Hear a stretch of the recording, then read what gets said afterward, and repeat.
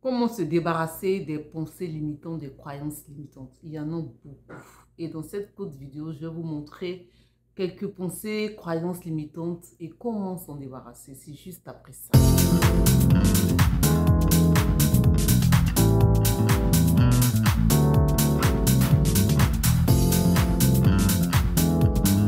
Bonjour à tous. Pour tous ceux qui sont nouveaux sur cette page, je vous souhaite la bienvenue.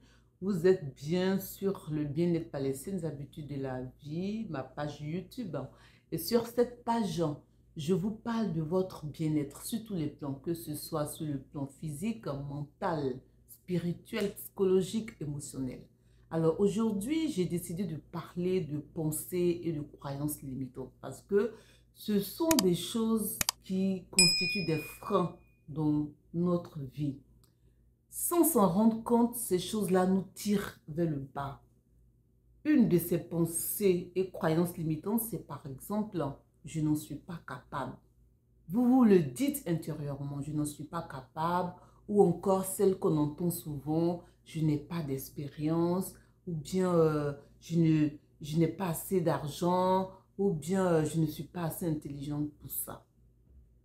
Mais laissez-moi vous dire que, quand par exemple vous dites que je ne suis pas capable, sur quoi vous basez-vous pour dire ça? Pour être capable de quelque chose, il faut déjà l'essayer. Mais si vous n'avez même pas essayé, comment vous allez dire que vous n'en êtes pas capable? Quand vous prenez les exemples de tous ceux qui ont réussi dans la vie, c'est parce qu'ils ont bien commencé quelque chose. C'est parce qu'ils se sont éprouvés, ils se sont mis à l'épreuve pour voir. Et même lorsque vous commencez un projet et que vous avez des difficultés, vous avez des problèmes, on va dire, ces problèmes-là vous permettent de vous améliorer, de vous affûter, je vais dire. Donc, si vous n'avez même pas commencé, comment vous allez vous dire que vous n'en êtes pas capable? Ce n'est pas possible. Tout près de nous, je prends le cas du Tchin-Tchin, le championnat de football de Petit Poteau et tout ça. Dès le départ, personne n'avait cru au jeune Jonathan Morrison. Mais lui, il savait où il partait. Et il a dit dans toutes ses interviews, il savait qu'il allait rencontrer des difficultés. Mais il savait aussi qu'il allait les surmonter, ces difficultés-là. Et à la fin, tout le monde a vu que c'était une réussite totale. Et c'est là maintenant que tout le monde s'est allié à lui. Donc, si vous n'avez pas commencé quelque chose, vous ne pouvez jamais dire que vous n'en êtes pas capable. C'est vraiment une croyance limitante qui vous tire vers le bas. Parce que cette croyance-là fait que vous ne pouvez jamais commencer un projet. Puisque dès le départ, vous avez déjà donné le verdict, vous dites que vous n'en êtes pas capable. Une autre croyance limitante qui ressemble un peu à la première, c'est de dire que vous n'avez pas d'expérience. Mais c'est la même chose. Si vous n'avez pas commencé quelque chose, comment voulez-vous avoir de l'expérience?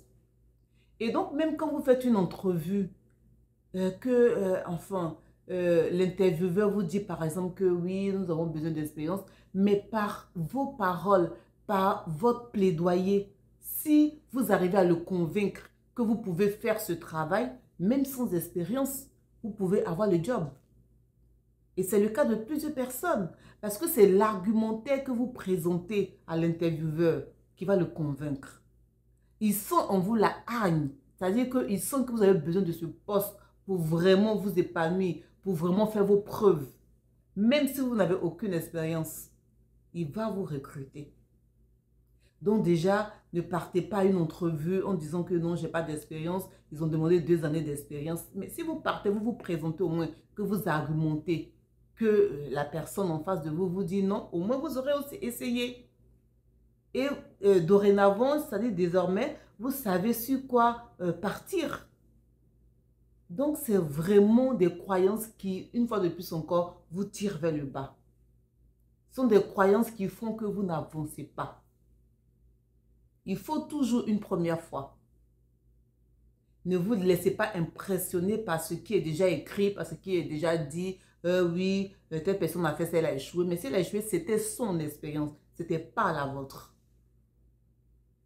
Donc, ce genre de croyances-là, pour cette année 2023, pour tous mes abonnés, je voudrais simplement que vous les ignoriez et que vous foncez.